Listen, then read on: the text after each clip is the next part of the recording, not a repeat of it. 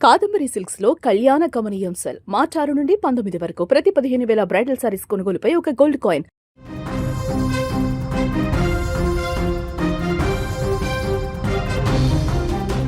జీవితంలో ఎన్ని విజయాలు సాధించినా కన్న తండ్రిని కోల్పోవడం అనేది పూడ్చలేని లోటు. Big boss season 9 contestant demon Pavan ప్రస్తుతం అటువంటి ఒక తీరని వేదనలో ఉన్నాడు. గత కొన్ని సంవత్సరాలుగా ప్రాణాంతకమైన క్యాన్సర్ వ్యాధితో బాధపడుతున్న పవన్ తండ్రి దుర్గాప్రసాద్ నిన్న తుది శ్వాస విడిచారు. నిన్న రాత్రి హైదరాబాద్ నుంచి తండ్రి భౌతిక కాయాన్ని స్వస్థలమైన పశ్చిమ గోదావరి జిల్లా తణుకుకు తరలించారు. ఈరోజు దుర్గాప్రసాద్ అంత్యక్రియలు ముగిశాయి. అంత్యక్రియల సమయంలో పవన్ తనను తాను నియంత్రించుకోలేకపోయాడు. తండ్రి మృతదేహం పక్కనే గంటల తరబడి నిలబడి కన్నీరు మున్నీరుగా విలిపించాడు. చిన్నప్పటి నుంచి తన ఎదుగుదల కోసం తండ్రి పడిన శ్రమను గుర్తు చేసుకుంటూ చివరి చూపు చూస్తూ వెక్కి వెక్కి ఏడవడం అక్కడ ఉన్న ప్రతి ఒక్కరిని కలిచివేసిందే.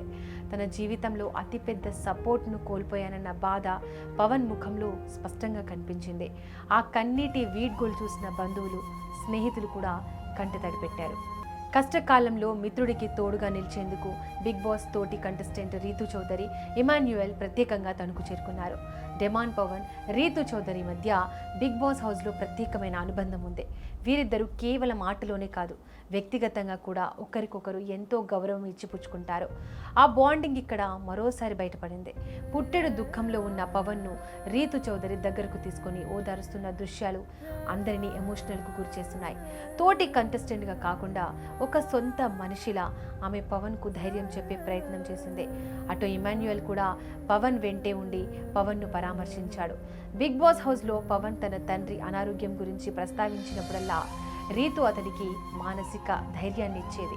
తండ్రి కోలుకోవడానికి పవన్ పడిన ఆరాటం రీతుకి బాగా తెలుసు.